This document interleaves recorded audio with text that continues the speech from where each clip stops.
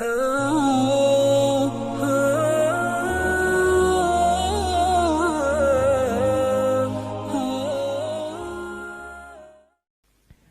caranya kita rela seseorang yang dekatnya dengan kita tapi nikahnya sama orang lain?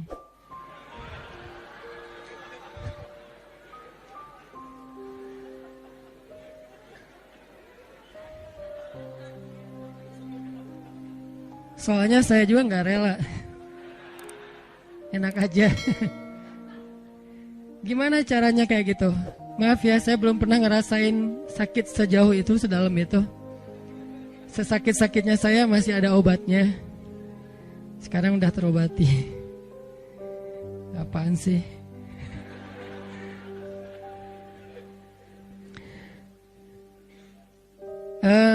Gimana caranya kita bisa rela kalau pas kita berdoa minta sesuatu, Allah malah ngasih kita ujian. Kita lagi getol-getolnya meminta kepada Allah tentang sesuatu yang kita lagi kepengenin banget. Tiba-tiba Allah malah ngasih yang sebaliknya. Gimana caranya biar kita rela kalau kita ditolak dengan bahasa yang lembut?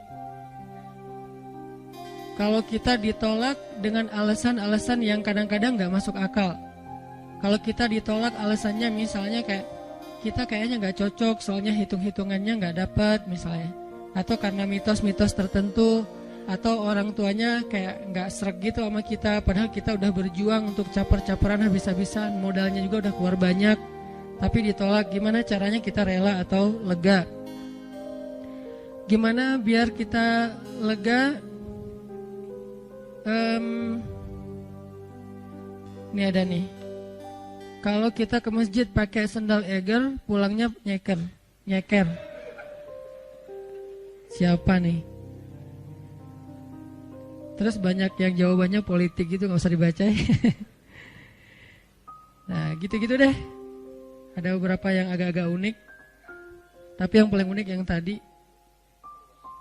Kita udah kegeeran banget, dia dekat sama kita tapi jadiannya sama orang lain. Dan orang lain itu bukan siapa-siapa, teman.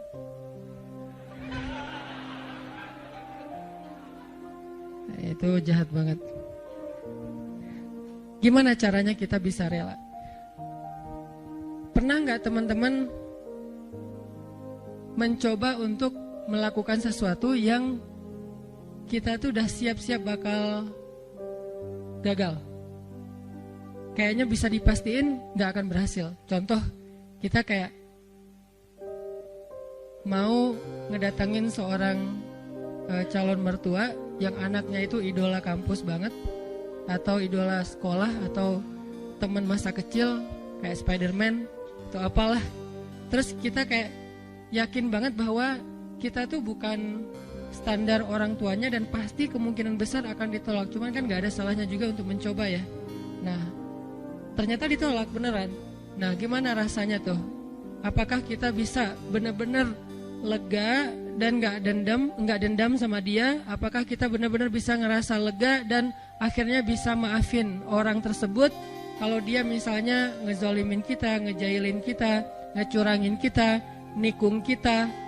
Yang terakhir agak berat sih. Yang misalnya dia kayak memfitnah kita, ngomongin kita, mengkomen dengan hate di akun kita, meng-kick kita di grup atau nge-block kita di nomornya. Bisa nggak kita lega? Kita rela? Terutama kepada Allah Subhanahu Wa Taala. Karena ada orang yang mungkin sering nggak rela dengan perlakuan manusia, tapi dia masih berusaha untuk rela dengan ketentuan Allah. Yang parah tuh sampai ke Allah juga gak rela. Dia gak rela ketika Allah memberikan dia satu ketentuan. Bahkan nikmat pun kadang gak rela. Dikasih nikmat sekian dia berharapnya lebih. Dikasih nikmat begini dia berharapnya begitu. Dikasih fisik yang ini dia berharapnya kayak gitu. Dan seterusnya. Kadang-kadang masalah rambut aja dia gak rela. Belum lagi nanti masalah kulit. Belum lagi nanti masalah tinggi badan, masalah apa segala macam yang sifatnya emang takdir dia diciptakan kayak gitu. Beda dengan mungkin kalau yang masalah-masalah, katakanlah misalnya kayak sesuatu yang sifatnya karena usaha kita kayak berat badan atau jerawatan atau apa, ini kan relatif ya. Tapi kalau emang udah takdirnya kayak gitu, dia nggak rela. Termasuk dia nggak rela dengan ketentuan Allah, dia seorang laki-laki sehingga dia pengen jadi ya transgender gitulah, pengen jadi cewek, terus dia cewek pengen jadi cowok, terus dia bingung gitu, kok dua-duanya nggak enak ya, terus saya jadi apa gitu kan ya. Nah, ini nggak rela gitu kan. Nah ini semuanya adalah tentang syarhus sadar, berlapang dada. Berlapang dada pertama yang paling penting adalah berlapang dada terhadap ketentuan Allah, yang kalau dalam bahasa fikihnya kadang disebut dengan istilah takdir. Disebut dengan istilah takdir. Atau berlapang dada dengan sikap-sikap orang kepada kita. Seberapa besar lapang dada kita sehingga dada kita itu muat dengan kesalahan orang. Makin lapang, makin banyak kesalahan orang yang muat di dalam dada kita. Nggak sampai bikin kita nyesek.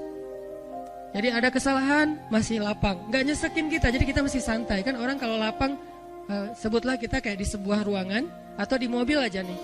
Kebenaran mobilnya mobil city car yang memang dua row gitu, seatnya cuma 4 orang. Nah kalau masuknya cuma kita driver nih, masuk 1 orang teman, kita merasa sempit nggak? Enggak. Atau kita jadi penumpang sama driver, masuk seorang teman masih biasa. Masuk yang ketiga jadi 4 orang sekarang masih biasa. Masuk yang kelima, yang keempat jadi 5 orang, mulai agak-agak gimana gitu. Apalagi duduk di belakang kan ya. Nah kebayang gak kalau mobilnya bus? Kalau mobilnya city car yang mungkin cuman muat 4 orang nyamannya, terus diisi 5 orang, jadinya gimana? Gak nyaman kan?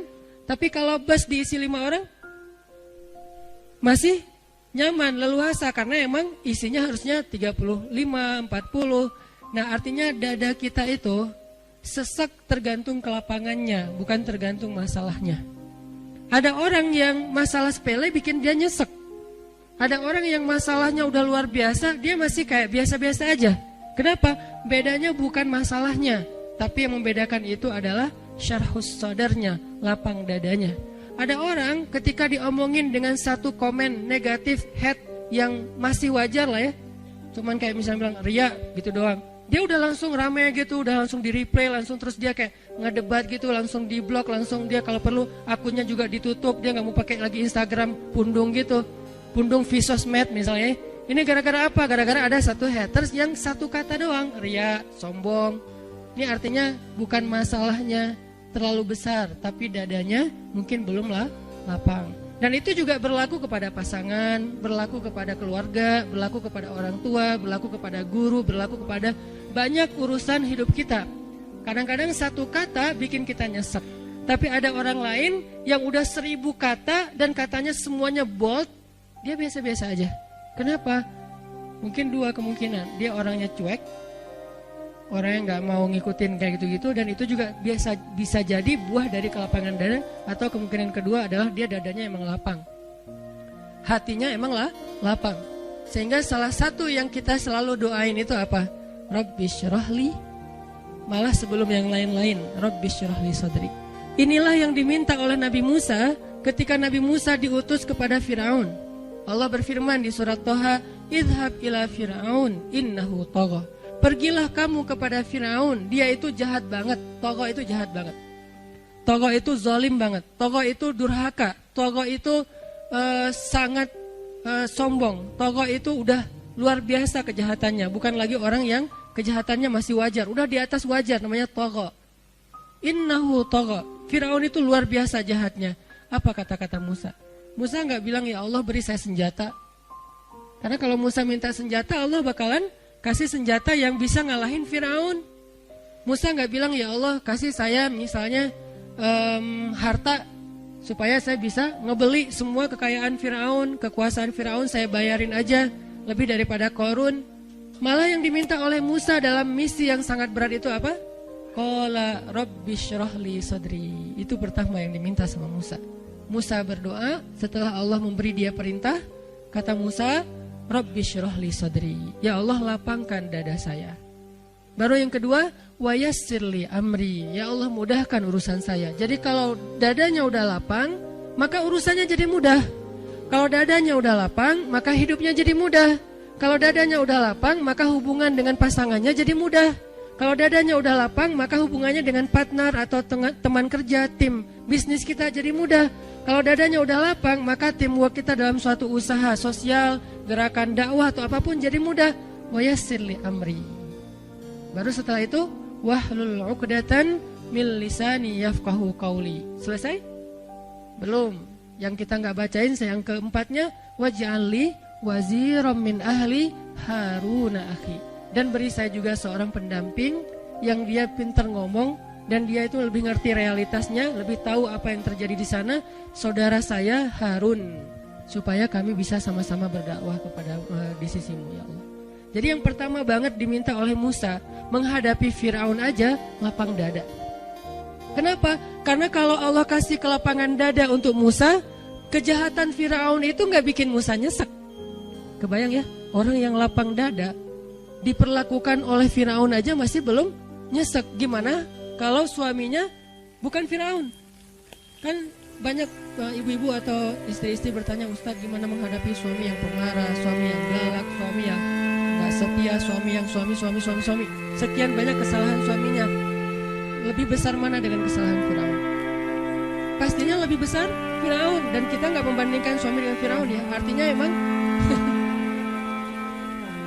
ya jauh lah insya Allah. Ini bukan dalam masa dalam niat membandingkan. Tapi kalau kesalahan Firaun aja dengan kelapangan dada Musa tidak pundung, Musa tetap bisa bersabar, Musa tetap bisa menuntaskan misi dakwahnya, berarti lapang dada itu penting banget dalam hidup kita teman-teman.